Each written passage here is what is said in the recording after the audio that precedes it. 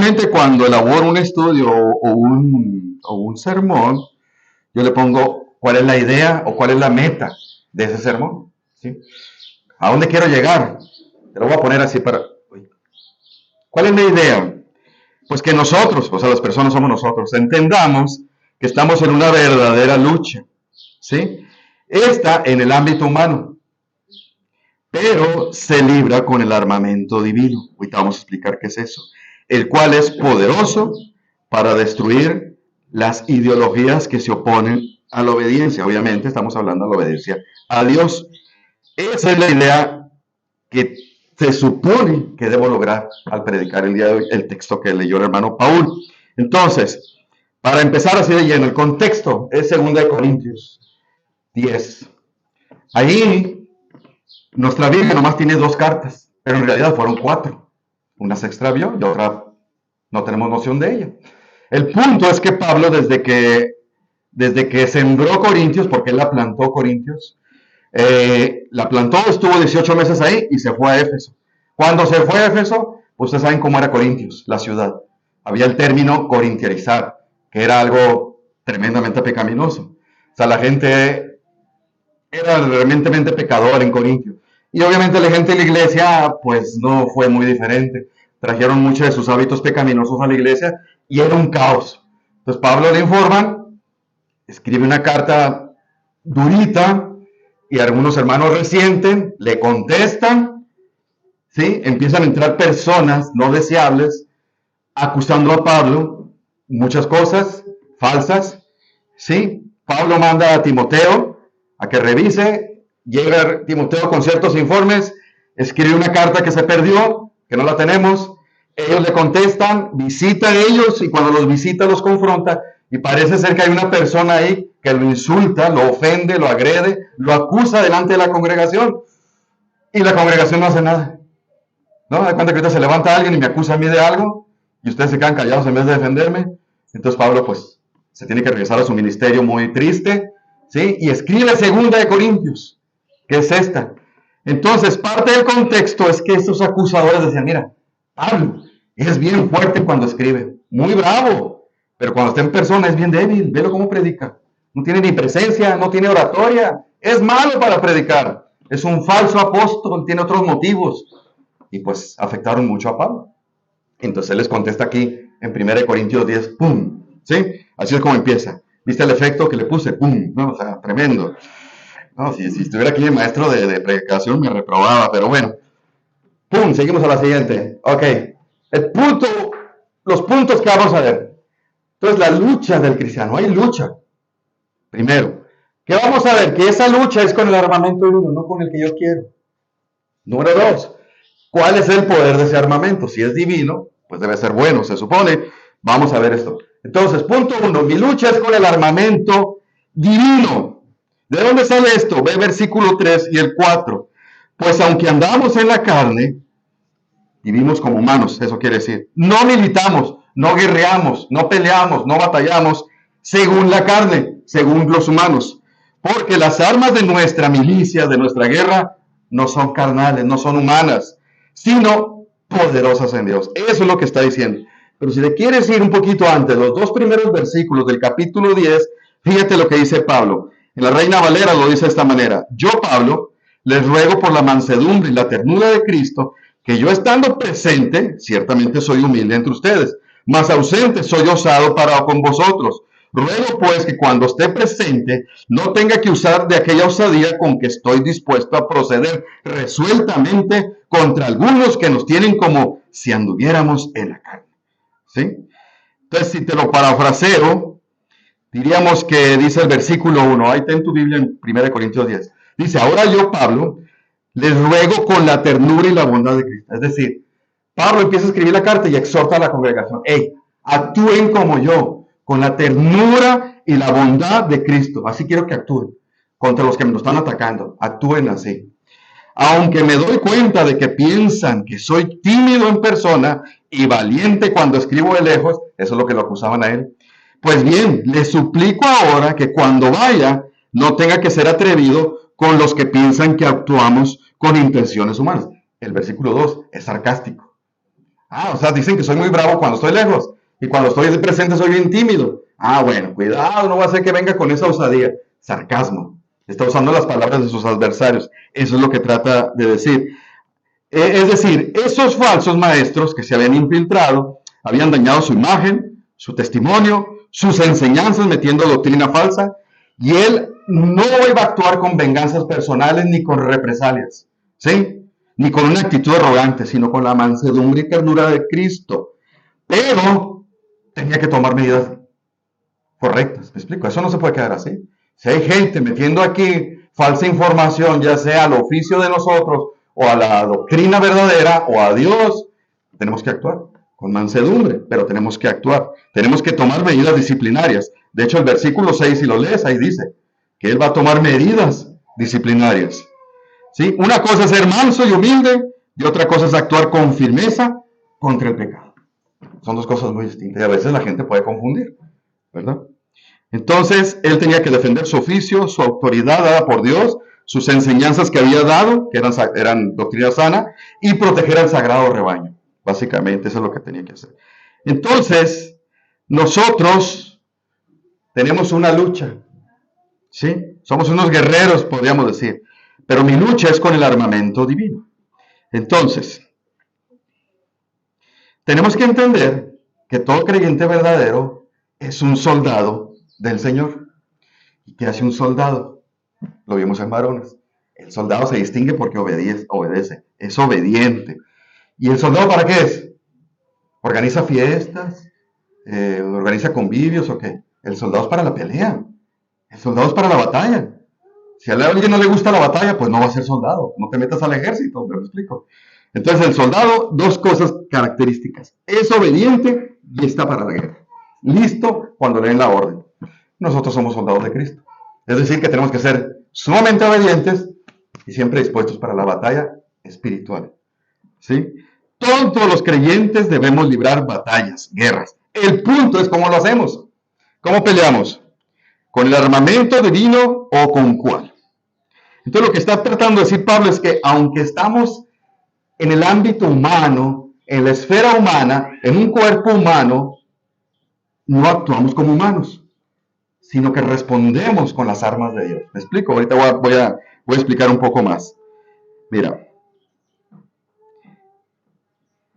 por ejemplo, Pablo, o sea que tú me estás dando a entender que si alguien me agrede, si alguien me ofende, si alguien me insulta, si alguien me actúa injustamente contra mí, fíjate, injustamente, alguien me daña, me injuria, yo no debo reaccionar como me enseñaron, como me enseñó mi experiencia, la vida, mis padres, como lo hace el mundo, pues. La respuesta es no, no debemos reaccionar así. ¿Cómo debemos reaccionar? Mira, ¿te acuerdas? Vámonos un poquito para atrás. En el Antiguo Testamento, todo se regía por la famosa ley mosaica, que el día de hoy mucha gente la conoce como la ley del talión, que tú la conoces. Ojo por ojo, diente por diente. ¿Qué era? Tú me hiciste esto, yo te hago lo mismo. Facilito, lo justo, ¿no? Tú me robaste una vaca, pues yo te quito una vaca y vámonos. Ya, esa es la ley, ojo por ojo. Y era la ley de Moisés, ¿no? Te explico. Pero mira, es decir, la ley de Moisés lo que hacía es proteger que te excedieras y ser justo en el justo juicio con el que te cobrabas la ofensa, ¿verdad? Hacerle exactamente lo mismo que te hizo la persona. Pero ahora en el mundo, ¿qué hace? No sé si has observado los que estamos más viejos y tenemos experiencia en esto. ¿Qué dicen? No, si te hacen algo, no te quedes con ello. Véngate, no seas tonto. A mí me enseñaron eso. Porque me decían, si no te vengas, que débil eres, no tienes carácter. Véngate, cóbrate, me decían a mí, ¿no? Y hasta yo me sentía, ¿no? Me sentía presionado. Si alguien te insulta, pues insúltalo más fuerte, para que le dé miedo y a la otra la va a pensar. Si alguien te agrede, tú reacciona más fuerte, para que lo intimides y no se vuelva a meter contigo. Si alguien me miente, voy y le pongo un regañadón que no le van a quedar ganas de volverlo a hacer. Así es en el mundo. Yo lo hice muchos años. Es decir, en el mundo, si alguien te hace algo, tú deberás de regresárselo de una manera eficaz para que no le queden ganas de meterse contigo. Es más, o si eres muy astuto, vas a buscar la manera de vengarte, de manera que el otro le pase algo sin que se sepa que fuiste tú. y tú te las manos limpias. Es lo que hacen en el mundo. ¿Sí? Mira, por ejemplo, en el ámbito laboral, hace muchos años yo trabajé en una empresa donde éramos como 2,000 empleados, imagínate. Era un caos, era una mordedera, éramos pirañas. Todos te tenías que cuidar de todo, no sabías qué. Agarrabas el teléfono, te tienes que cuidar lo que decías porque todo era grabado. Cada vez que yo enviaba un mail, tenía que ver a quién se lo enviaba porque todo era registrado. Y si yo quería decirle algo a alguien, yo le mandaba un mail para que constara. Yo te lo dije tal día y te dije tal cosa. No obedeciste y te le echas. O sea, tenías que protegerte las espaldas tremendamente en esa compañía. 2,000 personas, imagínate, es un monstruo. Ah, bueno, ahí era pisar al otro lo más que puedas para escalar. Así es el mundo. Así era el mundo, ¿verdad? Fíjate, cuando yo era niño, estaba como segundo de primaria, tenía como 8 años, un niño, me acuerdo, bien grabado, me volteé y me hace una señal súper obscena, bien fea. Y yo, pues no sabía qué era, porque era bien ingenuo, ¿no? Bien ingenuo era yo. Entonces yo llego a la casa y le digo, mamá, mira, mamá, un niño me hizo así. Y mi mamá, ay, no, se asustó. Hazle así, me dijo, y me enseñó una seña bien obscena también. Y al día siguiente yo llego y el niño luego me hace la misma seña. Pues yo se la reviré con otra. El niño bien astuto, no le dijo a su mamá, le dijo a la maestra. Y la maestra me llamó y me regañó. Fíjate, lo que me enseñaron. Regrésasela con otra seña obscena. ¿Qué es eso? Hace muchos años también el Toño, mi hijo, no está aquí, así que no se va a enojar. Estaba como 9 años y era muy peleonero, siempre se andaba peleando. Y como estaba bien flaquito, siempre le pegaban. Entonces un día me dice, papá, siempre me pegan. Tranquilo, yo te voy a dar 2 golpes, te voy a enseñar, lo vas a tirar. 2 golpes te voy a enseñar y lo vas a tumbar al chavo. Cristiano, yo, pues se me olvidó porque andaba bien ocupado en el trabajo. Entonces un día lo recojo y se sube a mi carro y todo lleno de tierra, llorando. ¿Qué pasó? Pues no me enseñaste y me pegaron. Y yo me quedé, wow, ¿no? Entonces hablé con los maduros de la iglesia. Mételo a karate, va a tener seguridad, va a elevar la autoestima, se va a saber defender, mételo a karate. ¿Entiendes? Todas esas respuestas, la mía y de esos hombres, estuvo mal, y éramos cristianos. Está mal, ese no es el consejo. Eso no es responder así. Son reacciones mundanas. No está mal que metas a tu hijo a karate. No estoy diciendo que está prohibido meterlo a karate, ¿no? Sino el motivo, por qué lo queríamos meter a karate, ¿no? Ya sé, no lo metimos, ¿no?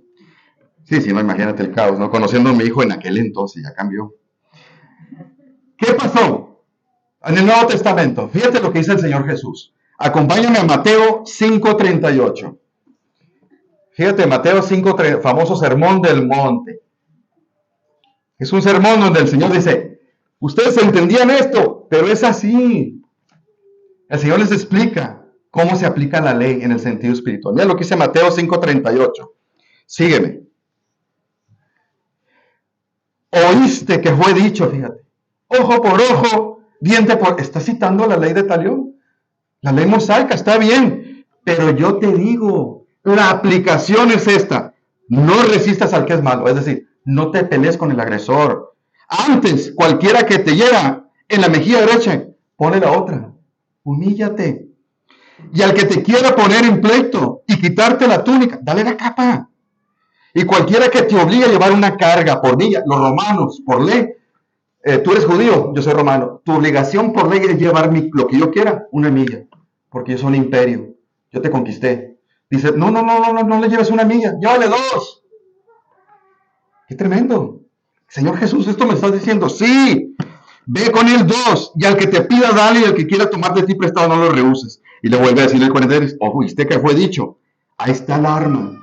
Amarás a tu prójimo y aborrecerás amarás a tu prójimo y aborrecerás a tu enemigo. Así era la ley. Pero ¿qué dice Jesús? Pero yo te digo, ama a tus enemigos. ¿Cómo? Bendícelos, dice, a los que te maldicen. Haz el bien a los que te aborrecen. Ora por los que te ultrajan y te persiguen. Esas son las armas.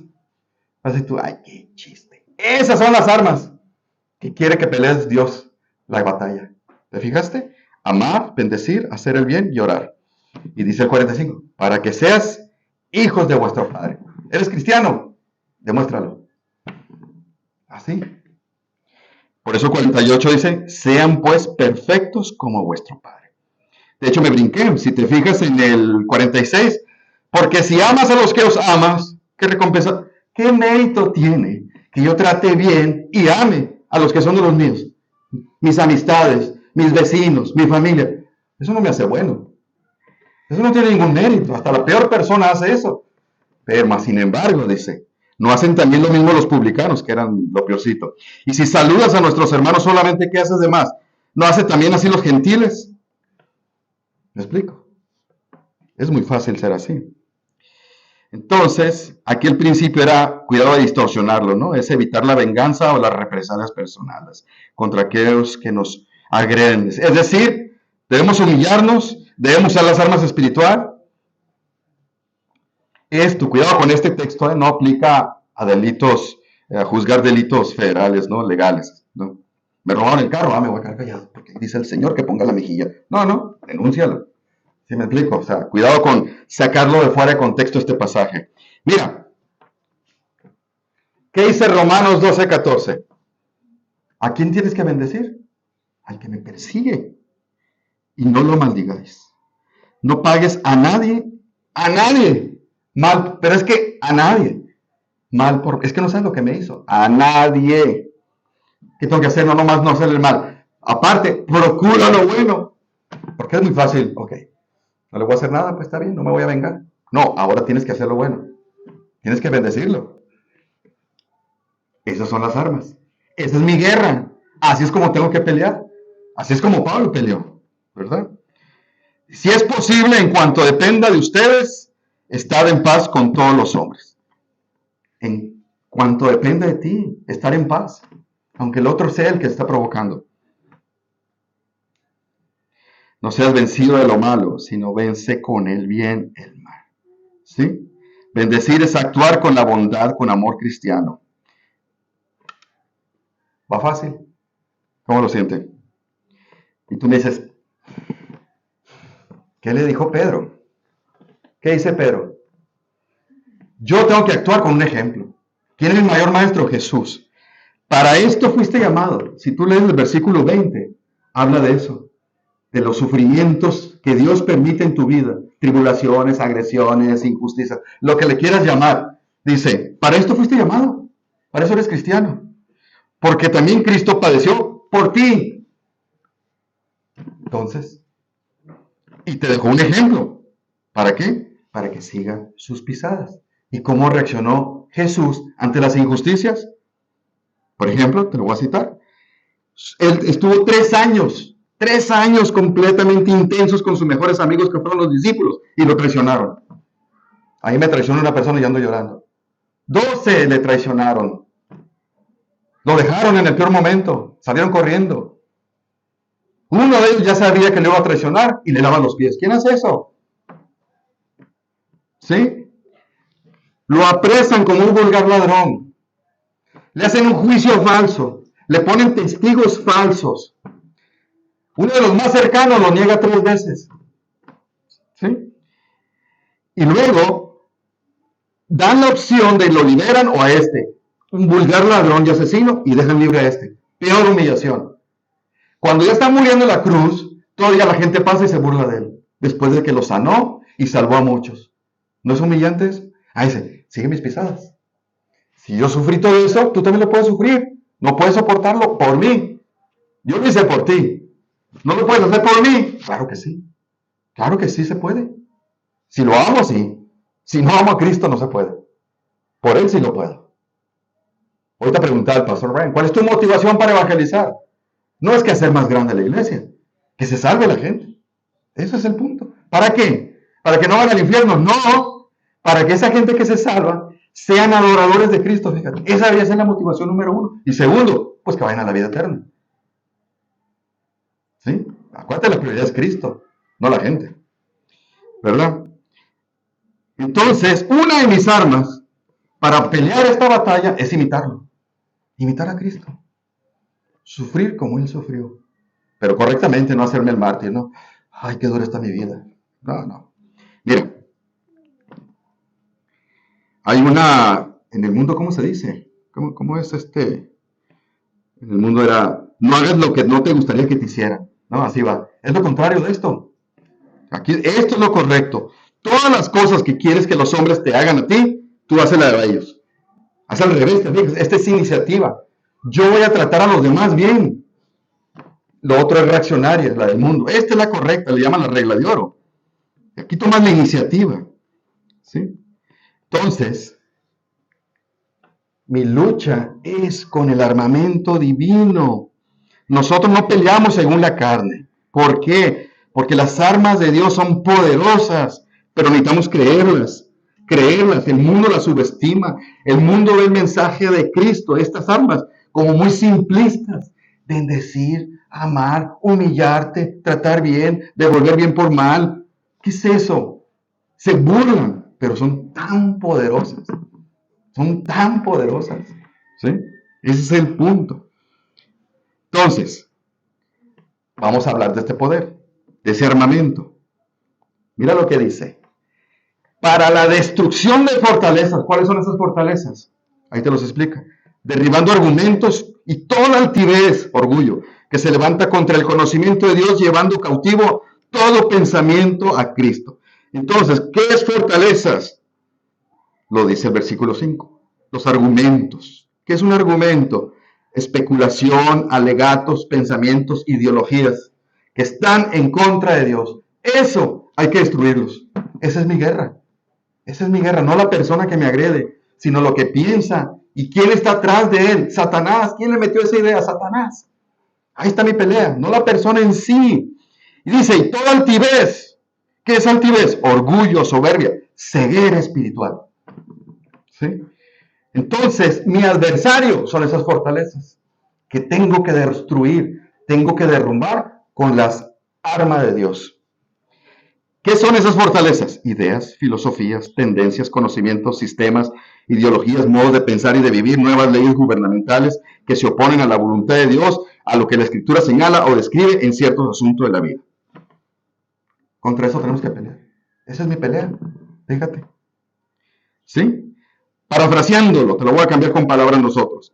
El poder de mi armamento es para acabar, erradicar las ideas y pensamientos y conocimientos, estigmas, tendencias que van en contra de lo que Dios señala. Por el contrario, al hacerlo, busco llevar la mente de esas personas, los pensamientos de esas personas, sus ideas hacia la voluntad del Señor para que vivan en obediencia.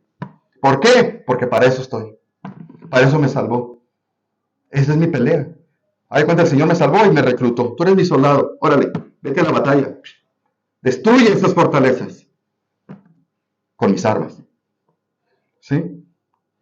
Entonces, uno de los propósitos y metas por el que estoy aquí es pelear esa batalla. Pero, mira nada más el enemigo que tenemos. El Dios de este siglo, está en minúscula, el Dios de este siglo es Satanás. Y siglo se refiere a época. El Dios de esta época cegó el entendimiento de los incrédulos. ¿Qué quiere decir que cegó? No pueden entender las verdades espirituales. No las entienden. Fíjate el poder que tiene. No entienden. No porque no tengan coeficiente intelectual suficiente. No comprenden las verdades y no las creen. Para que no les resplandezca. Ahí está. Ese es el fin de Satanás. Y lo ha logrado. La mayoría de la gente no cree esto. La mayoría de la gente se va a perder, tú lo sabes. Vean el poder. Entonces, mi lucha es pelear contra eso que ciega el entendimiento de los incrédulos. Esas ideas y filosofías. Ahí está mi punto. Y Satanás es eficaz. Desde la creación, Adán y Eva los engañó. Tantita conversación que tuvo con él les cambió la manera de pensar. Y cayeron en pecado los dos. Y no eran pecadores como nosotros. Segunda de Corintios 11:15, acompáñame por favor. Segunda de Corintios 11:15, ahí adelantito. ¿Cuál es otra estrategia que usa Satanás? Y con la que tenemos que luchar.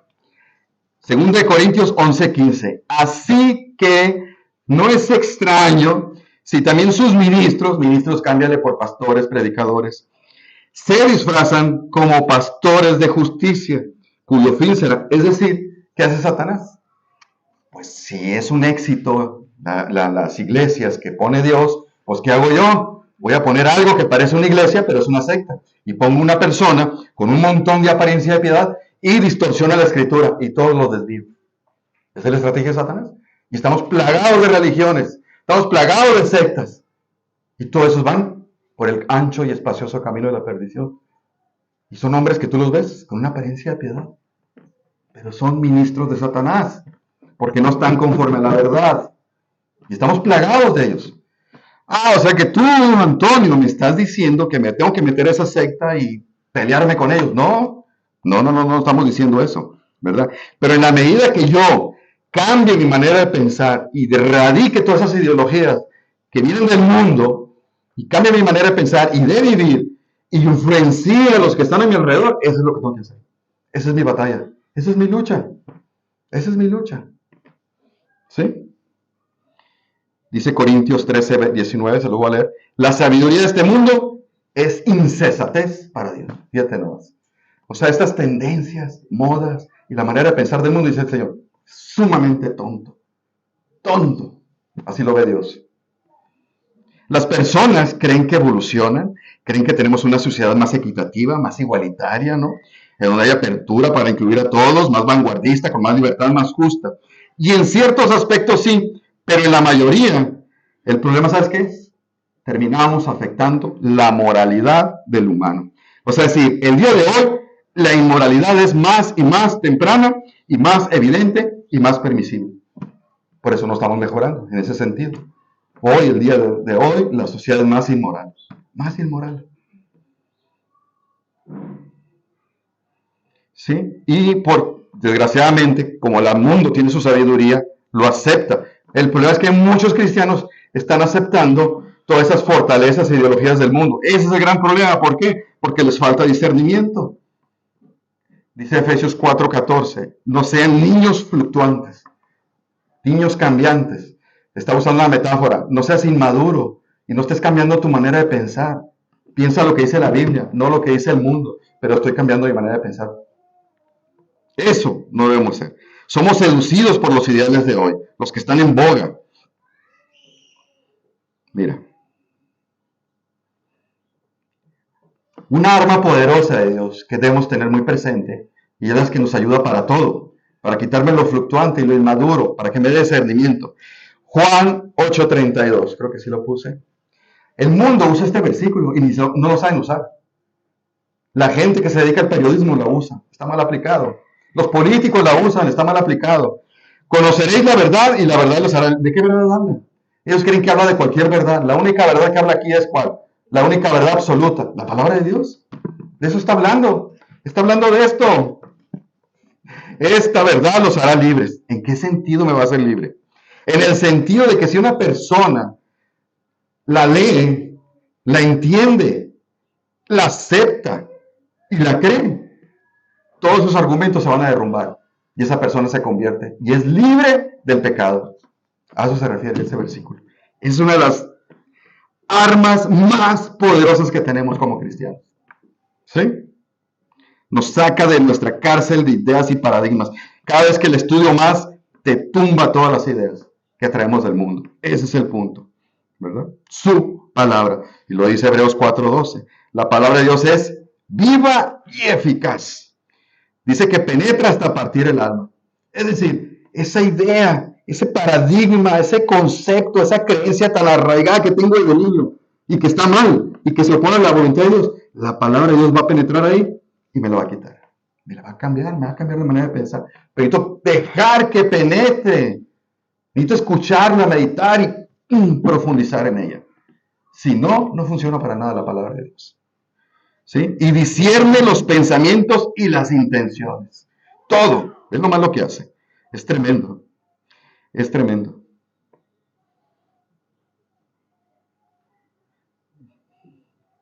Déjame comentarte otro. Mira lo que dice aquí Pablo a la iglesia de Colosas. Ah, no, me equivoqué. Es este. Dice, a quien anunciamos, amonestando. Fíjate la palabra que usa. Amonestando, es decir, exhortando, reprendiendo. ¿A quién? A todo hombre. ¿Qué cosa? Y le estoy enseñando a todo hombre en toda sabiduría a fin de presentar perfecto a Cristo Jesús. Es decir, ¿qué es lo que hacía Pablo? ¿Qué hace? Predicaba, enseñaba, evangelizaba a cualquier persona para que conociera a Cristo. ¿Con qué finalidad? cambiarle su manera de pensar. Eso es lo que él hacía, pero en el poder de Dios, dice. Estoy advirtiendo, aconsejando, amonestando, exhortando a las personas, a ayudarles a entender que sigan las instrucciones de él. Esa es una de mis metas. Esa es mi lucha. Eso es lo que queremos hacer con la clínica dental. ¿Sí?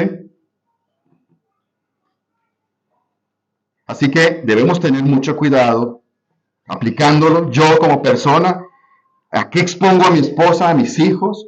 ¿Con qué tipo de personas socializan? De manera que esas personas no le influencien negativamente a ella, sino al revés, que ella sea una influencia para ellas. Al igual mis hijos, ¿con quiénes permito que se socialicen mis hijos si son pequeños? ¿Con quién? ¿Qué grupo de personas? ¿Qué ven en la tele? ¿Qué leen? Tengo que tener mucho cuidado. No quiero que se fortalezca la ideología del mundo, es todo lo contrario. Durante 18 años, yo creo que el 80 al 90% de las personas con las que yo me relacioné eran nada más de la iglesia. Mis hijos, su ámbito social básicamente fue ese. ¿Me explico? Fue una manera de proteger que no entraran las ideologías del mundo.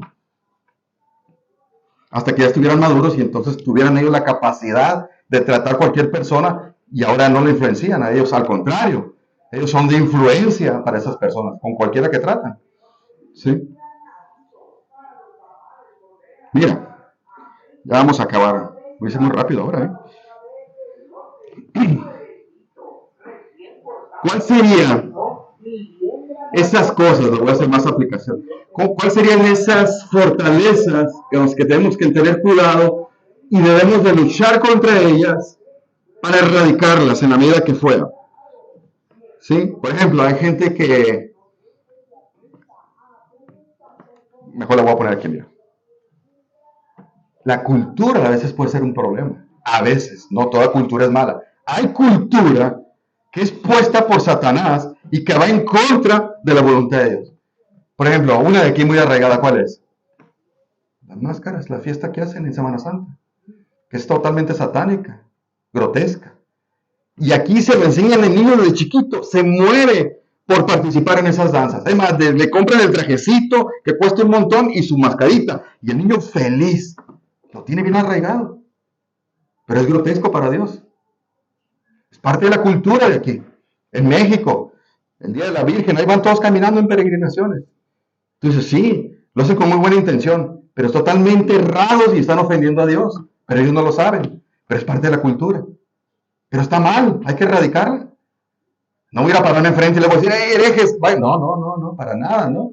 Sino que en la medida que yo puedo influenciar a ellos, que cambien su manera de pensar.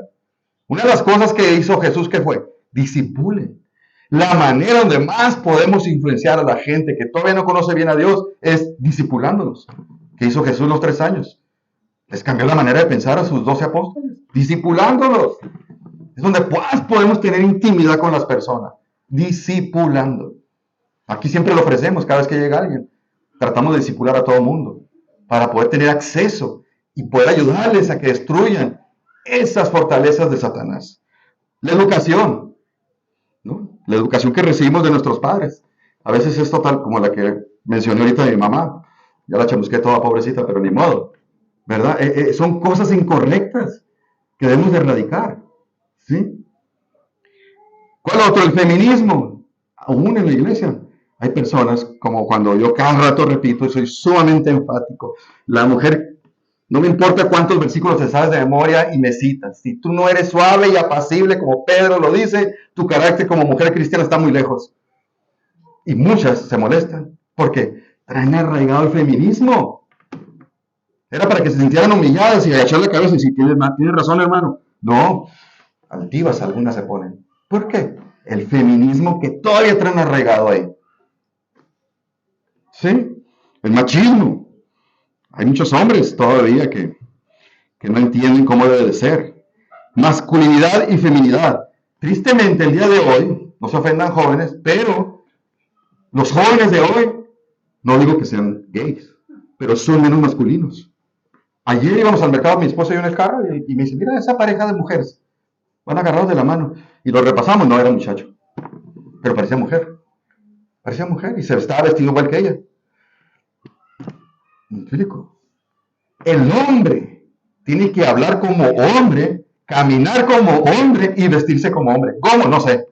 No estoy diciendo, ay, entonces no, porque a mí me encantan las camisas, el color rosa, ¿eh? Y hay un estigma, pero me gusta el color rosa y no por eso soy afeminado. Me explico, pero yo voy a poner rosa y me voy a ver masculino, porque soy hombre.